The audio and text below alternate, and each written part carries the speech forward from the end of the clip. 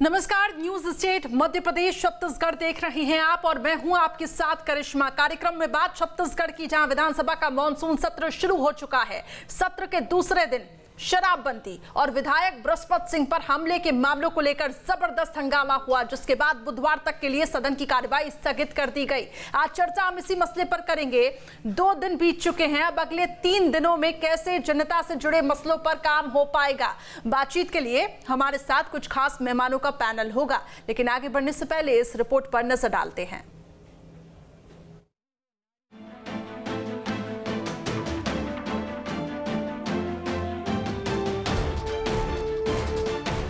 छत्तीसगढ़ विधानसभा का मानसून सत्र शुरू हो चुका है। सत्र का दूसरा दिन भी हंगामेदार रहा और आखिरकार विधानसभा की कार्यवाही बुधवार तक के लिए स्थगित करनी पड़ी। मंगलवार को ही विधानसभा की कार्यवाही पर नजर डाले तो महाविद्यालयों में रिक्त पदों का मामला सदन में गूंजा। छत्तीसगढ़ में पूर्ण शराबबंदी की सदन में गूंज सुनाई दी। विपक्ष ने कहा, शराबबंदी के लिए बनी कमेटी की 2.5 सालों में एक भी बैठक नहीं हुई। सत्ता पक्ष के जवाब से असंतुष्ट बीजेपी विधायकों ने सदन से वॉकआउट कर दिया। वहीं पामगढ़ में बनी 6 गुणवत्ता विहीन सड़कों का मामला भी उठा। विपक्ष ने विशेष कोरोना शुल्क को लेकर सवाल उठाए। विपक्ष ने पूछा कि विशेष कोरोना शुल्क की राशि स्वास्थ्य विभाग को ट्रांसफर क्यों नहीं की गई। वहीं बृहस्पति सिंह पर हमले के मुद्दे पर दूसरे दिन भी हंगामा हुआ। हंगामे के बीच पहले 10 मिनट फिर बुधवार तक के लिए सदन स्थगित कर दी गई। बहरहाल छत्तीसगढ़ में टीएस सिंहदेव की नाराजगी भी अब चर्चा के केंद्र में है। बीजेपी इस मसले को लेकर सत्ता पक्ष को घेरने का कोई मौका नहीं छोड़ रही। सरकार का मंत्री, जवाबदार मंत्री आज सरकार के प्रति अविश्वास प्रकट करता है और ये कहता है कि जब तक मुझे संतोषजनक जवाब नहीं मिलेगा इस हाउस में, इस विधानसभा में मैं कदम नहीं रखूंगा। इसका मतलब है सरकार के अस्तित्व को नकार दिया गया।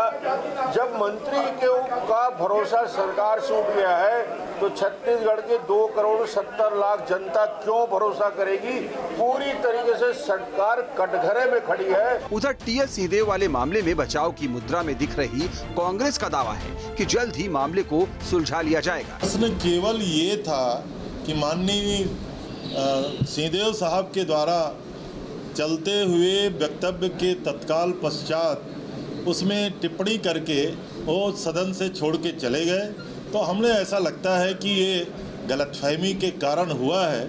माननीय सिंहदेव साहब से बातचीत करके सब मामला सुलझा लिया जाएगा। बहरहाल टीएस सिंहदेव की नाराजगी की वजह क्या है और ये पूरा ताजा विवाद क्या है, इसे भी जान लेते हैं। 24 जुलाई को रामानुजगंज से कांग्रेस विधायक बृहस्पति सिंह के काफिले की एक गाड़ी पर पत्थरबाजी हुई। टीएस सिंहदेव के रिश्तेदार पर इसके आरोप लगाए गए। ड्राइवर की तहरीर पर एफआईआर लिखी गई। 3 आरोपी की गिरफ्तारी भी हुई। 25 जुलाई को रायपुर में बृहस्पति सिंह ने एक प्रेस कॉन्फ्रेंस की। प्रेस कॉन्फ्रेंस में बृहस्पति ने टीएस सिंहदेव पर हमले के आरोप लगा दिए। 26 जुलाई को पीएल पुनिया ने बंद कमरे में विधायकों के साथ बैठक की और फिर कहा, अब ये मामला खत्म हो गया है।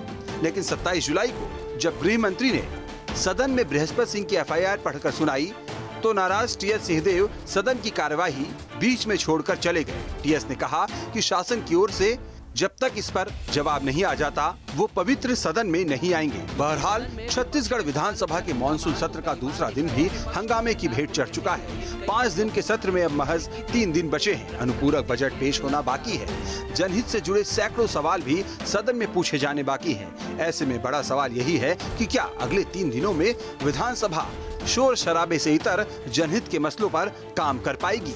Team news state. चलिए, तो सत्र का दूसरा दिन हंगामेदार रहा। बड़ा सवाल यही है, 2 दिन बीत चुके हैं, 3 दिन अभी क्या जनता से जुड़े हुए मुद्दों पर बातचीत होगी। चलिए, इन सभी सवालों का हम जवाब ले लेते हैं। कुछ खास मेहमान हमारे साथ जुड़े हुए हैं, उनकी तरफ रुख करते हैं। जयंत वर्मा जी हमारे साथ जुड़े हुए हैं, वरिष्ठ पत्रकार।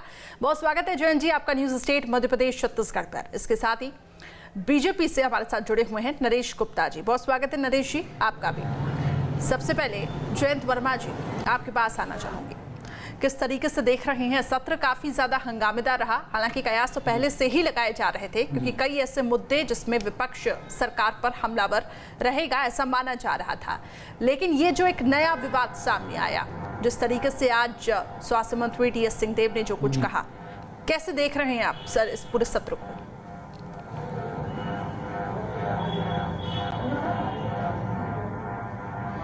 मुझे लगता है कि सरकारी कामकाज तो बहुत सारे निपटाने हैं और उसके लिए ये सदन का ठीक से चलना बहुत ज़रूरी है। और यह है कि विपक्ष बहिष्कार करेगा तो भी वो सदन का कामकाज तो हो जाएगा। बहुमत है, जो नियम कानून जो विधायी काम है वो तो लगभग पूरे कर लिए जाएंगे। परंतु ये बड़ा दुर्भाग्यपूर्ण है कि इतने चुनौतीपूर्ण जो समय है जिसमें कोरोना की बात है, दूसरे अभी जो पेगासस वाला एक मामला आया है, ये तमाम मामलों में सदन में शांतिपूर्ण तरीके से चर्चा होनी जरूरी थी, क्योंकि लोगों के जहन में बहुत सारे सवाल हैं और जिनका कि जवाब सदन से ही मिल सकता है। तो मुझे लगता है कि ये शांतिपूर्ण तरीके से चलाया जाना चाहिए। और इसमें जो बिजनेस एडवाइजरी कमेटी होती है हमारे विधानसभा में, तो उसमें विधानसभा अध्यक्ष को सभी पार्टियों से पहले चर्चा कर लेनी चाहिए थी और फिर सदन को कैसे अच्छे से चलाया जाए ये देखना चाहिए था। तो मुझे लगता है कि ये फ्लोर मैनेजमेंट थोड़ा बहुत ज़रूरी है, अभी ठीक से किया जाए। बिल्कुल आपने सही कहा, बहुत ज़रूरी है कि फ्लोर मैनेजमेंट का होना, इसके साथ ही जनता से जुड़े हुए मुद्दों पर बातचीत होना। यहाँ पे तो आरोप प्रत्यारोप ही लग रहे हैं, लेकिन जयंत वर्मा जी, बड़ा सवाल तो यही उठ रहा है, विपक्ष लगातार ये कह रहा है कि कांग्रेस में मंत्रियों में एकजुट नहीं है और आज उसकी बानगी देखने को मिली। इस पर आप क्या टिप्पणी करना चाहेंगे?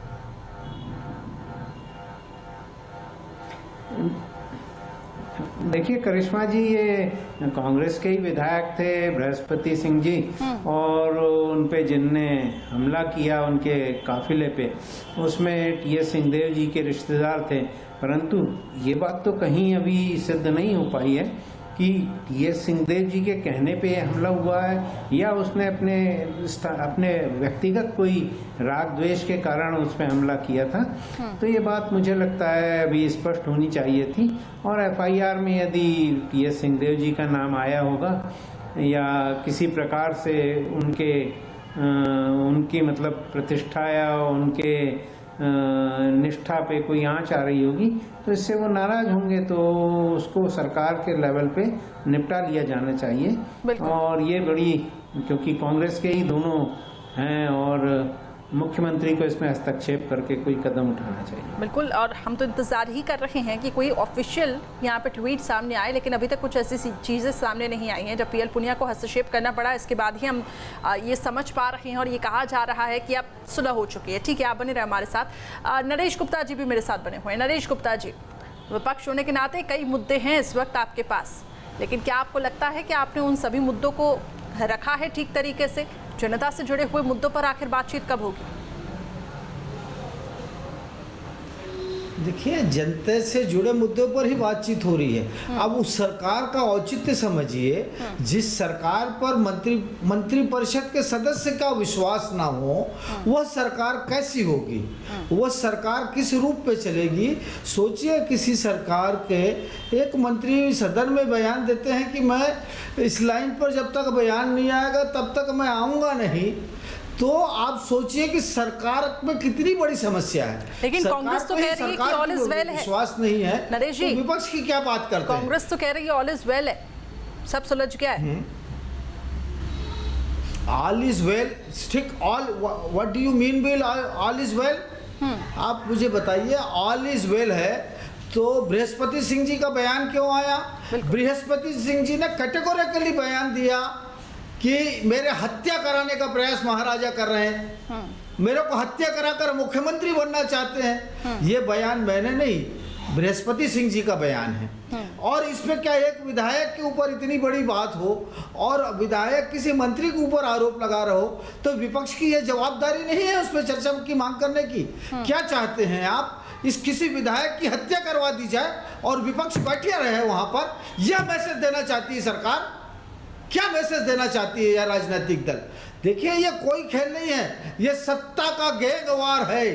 2.5 साल का जो टाई अप था उसका रिएक्शन है, और साथ ही साथ रिएक्शन है एक प्राइवेट मेडिकल कॉलेज का, जो एक इस प्रदेश के मुख्यमंत्री के बहुत करीबी रिश्तेदार के परिवार का है, जिसके लिए टीएस सिंहदेव ने अनुमति नहीं दे रखी थी। ये सारे इश्यूज हैं। और सबसे बड़ा इशू जो है गैंगवार का बहुत बड़ा रीजन 2.5 साल वर्सेस 2.5 साल, बेसिक बात। और जहां तक रहा सवाल विकास का, तो विकास उस सरकार से कल्पना की जाएगी ना जिस सरकार की कथनी और करनी में कोई फर्क ना हो, बोलना कुछ करना कुछ। उनके मंत्री को यदि सरकार के ऊपर भरोसा ना हो, सरकार के ऊपर भरोसा ना करने के कारण जो विधानसभा छोड़ के चला जाए और आरोप लगाए कि मैं तब तक इस सदन में नहीं आऊंगा जब तक इन लाइनों पे बात नहीं होगी, तो आप सोचिए कितना बड़ा कॉन्स्टिट्यूशनल बैकग्राउंड है इस स्टेट में। आप किस बात की बात करते हैं, कैसी कल्पना करते हैं? ये राजनीतिक दल को, कांग्रेस पार्टी की सोच पर मुझे शर्म आती है। इनको समझ में आना चाहिए संविधान क्या है, क्या बात करते हैं। 2.5 साल देखिए 3 दिन बचे हैं सारा राष्ट्र का, ठीक है, ये कांग्रेस का अंदरूनी मामला है जी। नरेश जी 3 दिन का सवाल नहीं है। कैसे आप कैसे बोल सकते हैं अंदरूनी मामला है?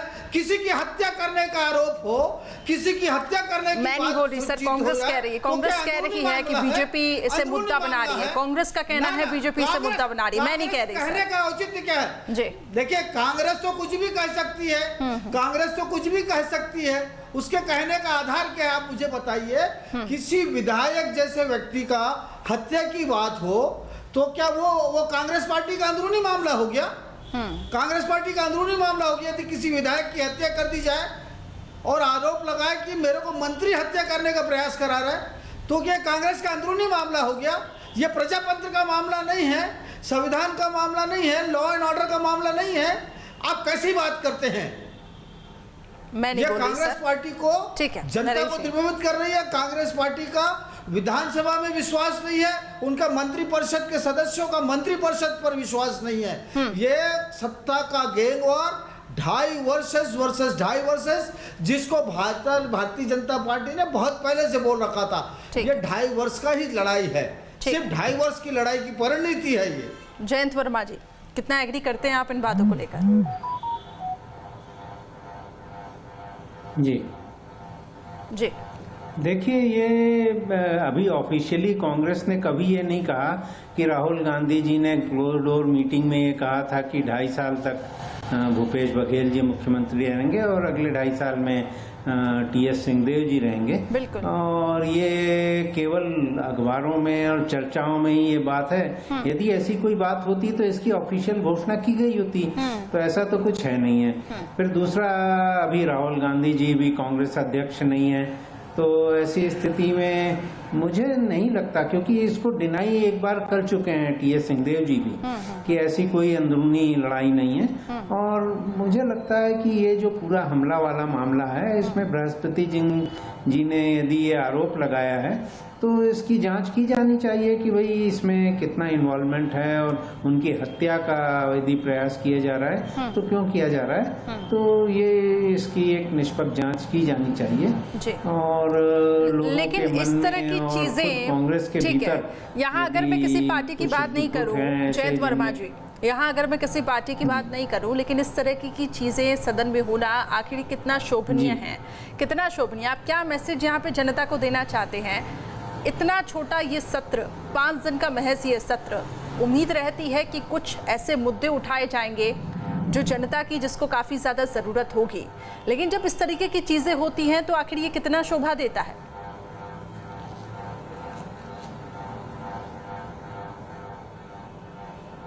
मुझे लगता है ये वैसे ये अवांछनीय है, मतलब ये ऐसा होना नहीं चाहिए, परंतु यदि अब हो गया है और कोई बात है, तो मुझे लगता है कि इस बात को लेके बृहस्पति सिंह जी को तो सदन में बोलने की बजाय मुख्यमंत्री जी से जाके व्यक्तिगत रूप से बात बोलनी चाहिए थी। ठीक है सर, मैं लौटूंगी आपके पास, अभय नारायण राय जी, मुझे जानकारी मिल रही है फोन लाइन पे जुड़ चुके हैं। जी अभय जी, बहुत स्वागत है आपका न्यूज स्टेट पर। जी नमस्कार। जी अभय जी, जिस तरीके से आज सदन में जो कुछ भी घटा, बीजेपी लगातार इसको लेकर हमलावर रही है, सवाल भी यहाँ पे खड़े कर रही है कांग्रेस पार्टी का क्या कुछ कहना है, क्योंकि बीजेपी साफ तौर से यहाँ पे कह रही है कि कांग्रेस में कुछ ऑल इज वेल नहीं है, मंत्रियों में ही ठीक तरीके से सामंजस्य नहीं बन पा रहा है। क्या कांग्रेस पार्टी इससे इत्तेफाक रखती है? कांग्रेस पार्टी की क्या लाइन रहेगी? देखिए, भारतीय जनता पार्टी के पास न तो मुद्दे हैं और न जनता के बीच में जाने की उनकी नैतिकता है। भूपेश बघेल की सरकार को कार्यक्रम को लेकर, योजनाओं को लेकर उनके पास कोई मुद्दा नहीं है, क्योंकि सरकार जनता के बीच में है, सरकार जनता के लिए काम कर रही है। तो इतने महत्वपूर्ण सत्र का जो कोरोना काल में भी सत्र आयोजित हो रहा है, उसमें जनता से जुड़े मुद्दों पर चर्चा होती, जनता की बात होती, जनता के लिए लेकिन मालूम है कि वहाँ पे तो दिल्ली में जो अगर आपकी पार्टी की कोई बात है तो कांग्रेस पार्टी बात करेगी, कांग्रेस पार्टी जनता के बीच में। और हमारे प्रदेश के प्रभारी पुनिया जी ने सारे मुद्दों को समाप्त कर दिया है, सारे मुद्दे खत्म हो गए हैं। और अगर कोई बात आई है तो हमारा हाईकमान उस बात पे बात करेगा, हमारे नेतृत्व से बात करेगा। उसके लिए मैं अर्जित भी नहीं हूँ कि मैं उस बारे में बात करूँ, लेकिन भारतीय जनता पार्टी के अंदर नैतिकता बची ही नहीं है। वो बेकार के मुद्दों पे सदन को बहिष्क्रमण करना।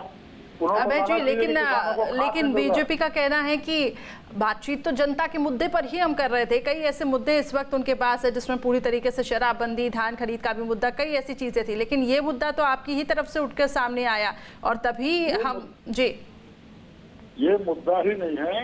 इस मुद्दे पे जनता से कोई वास्ता नहीं है। ये मुद्दा बनाया गया मुद्दा है। जो भारतीय जनता पार्टी जिस एकता की और जिस उसकी बात करती है, सरोज पांडे का प्रेम प्रकाश पांडे से नहीं पड़ता, धर्मलाल कौशिक का अमर अग्रवाल से नहीं पड़ता, रमन सिंह जी का अजय चंद्राकर से नहीं पड़ता। इस मुद्दे पे बात करेंगे। ये धरना प्रदर्शन करने जाते हैं तो इनके नेता नवागढ़ में झगड़ा करते हैं। नरेश गुप्ता जी क्या कहेंगे? महामंत्री के बीच में नवागढ़ मारपीट होती है। भूपेन्द्र भवनी जी को बैठने को धमकी दी जाती है। ये लोग किस मुद्दे की बात करेंगे? आप विधानसभा जनता की चुनी हुई विधानसभा है, वहाँ जनता की बात होनी चाहिए, मुद्दों की बात होनी चाहिए। हम इनको चैलेंज करते हैं, विधानसभा चलाएं, मुद्दे उठाएं। वहाँ महंगाई की भी बात होगी, वहाँ खाते की कमी की बात होगी, आए बात करें, मुकाबला करें। ठीक है अभय जी, नरेश जी भी हमारे साथ जुड़े हुए हैं। नरेश जी, क्या जवाब देंगे आप? अरे कितना बड़ा माहौल उड़ाते हैं। एक तो सबसे बड़ी बात, मैं इनकी बातों की भर्त्सना करता हूं जो भारतीय जनता पार्टी के नेताओं के बारे में कहा है। देखिए, बृहस्पति सिंह और टीएस सिंहदेव भारतीय जनता पार्टी के नेता नहीं हैं और बृहस्पति सिंह कांग्रेस पार्टी के विधायक हैं। उन्होंने अपने मंत्री के ऊपर हत्या कराने का आरोप लगाया, हत्या कराने के प्रयास का आरोप लगाया और एक बार नहीं कई बार और कई जगहों में कहा, मीडिया में कहा। अब बात करिए, इस भारतीय जनता पार्टी ने इशू नहीं शुरू किया, किस घटिया मुंह से और किस निकृष्टता से और किस झूठ स्वरूप में ये बोलते हैं। अब सोचिए, विधानसभा का बहिष्कार किसने किया? माननीय मंत्री जी। जिस मंत्री को आप सोचिए, वह मंत्री 2.5 साल की फेर में, मंत्री और बाकी लोग 2.5 साल के फेर में विधानसभा के ऊपर मंत्री का विश्वास नहीं है। लेकिन ये नरेश जी बात समझाइए, 2.5 साल वाली बात कहाँ से आई? ये कैसा संवैधानिक संकट है? भी कहा कि ऑफिशियली तो इस चीज की घोषणा नहीं हुई थी। ठीक है, चीजें खबरों में आती हैं। जी अभय जी, आप भी काउंटर कर सकते हैं। आप तो सुनिए, ये तो दुनिया जानती है साहब। आप मुझे सुनिए, 2.5 साल तो छोड़िए, आप मुझे बताइए, बीजेपी ने इशू विधानसभा में चालू किया क्या? आज किसने बात की? कल इन्होंने कहा था, परसों की पुनिया जी ने सब वेल एज इज वेल हो गया था। आज टीएस सिंहदेव ने विधानसभा छोड़ के गए। वो भारतीय जनता पार्टी के नेता हैं जो ये भारतीय जनता पार्टी के ऊपर आरोप लगा रहे हैं। यदि किसी विधायक की हत्या हो जाए तो क्या विपक्ष शांत बैठेगा? और वो विधायक आरोप लगा रहा है अपने मंत्री के ऊपर, तो विपक्ष कुछ ना बोले, और विपक्ष बोले तो विपक्ष को ऊपर आरोप लगाएंगे। नरेश गुप्ता जी, झीरम घटना के बाद कांग्रेस के नेताओं, और ये बताएं, ये कौन सा संवैधानिक स्वरूप है कि मंत्री विधानसभा में यह घोषणा करे कि ये बयान ऐसा नहीं आएगा तब तक मैं विधानसभा में आऊंगा नहीं, तो विधानसभा का बहिष्कार मंत्री करेंगे। ये कौन सा नया पार्लियामेंट्री प्रोसीजर इस देश में आ गया कि मंत्री विधानसभा का बहिष्कार कर रहे हैं? ये नया लॉकडाउन परंपरा आ गई इस देश में। के ऊपर जासूसी कराने का आरोप है। अरे आप बता दो कौन मंत्री इस देश में विधानसभा का बहिष्कार किया हो?